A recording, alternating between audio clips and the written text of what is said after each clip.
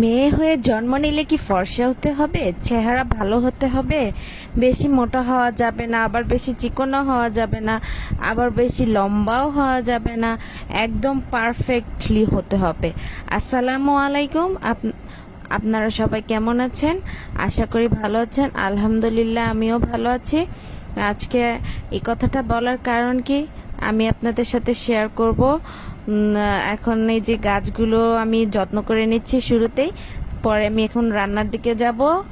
তো আজকে রান্না করেছি ছোট করে আলু কেটে চিংড়ি মাছের শুটকি দিয়ে এভাবে করে ভেজে, তারপর মশলা দিয়ে রান্না করলে ভালোই লাগে। এভাবে করে মাখা মাখা করে রান্না করলে অনেক ভালো লাগে।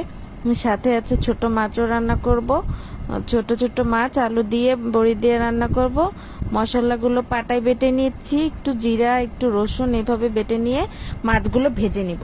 তো আসলে কি, অনেক দিন আগের কথা আমার মায়ের মুখ থেকে শোনা, সুন্দর চেহারাও একদিন বৃদ্ধ হবে, কিন্তু ব্যবহার কখনো বৃদ্ধ হবে না। রূপে মানুষ বড় নয়, গুণে মানুষ বড় হয়। গায়ের রং যেমনই হোক না কেন, ব্যবহার সুন্দর হলে তার আসল পরিচয়। একটা কালো মেয়ের কথা, মেয়েটা একটা ছেলেকে পড়াতো, তো তাকে ভাবি ডাকতো। তো বাসায় পড়ানো শেষে মেয়েটা বাড়িতে আসবে, তো কারেন্ট চলে গিয়েছে। গলিতে অনেক দুষ্ট ছেলে থাকে। তো মেয়েটা ভাবিকে বলছে, আমাকে একটু এগিয়ে দিয়ে আসবেন। ভাবি বলল, তোর যা গায়ের রং কালো, অন্ধকারে তোকে কেউ দেখবে না। তো মেয়েটা মন খারাপ করে চলে আসলো। তো অনেকদিন পর মেয়েটার একটা সরকারি চাকরি হলো। ঠিক ওই মেয়েটির জন্য ভাবি তার বিয়ের প্রস্তাব নিয়ে গেল তার বাবা মার কাছে। তো মেয়েটি ভাবিকে দেখে বলল, ভাবি, আপনার ভাইকে আমার সাথে বিয়ে দিবেন?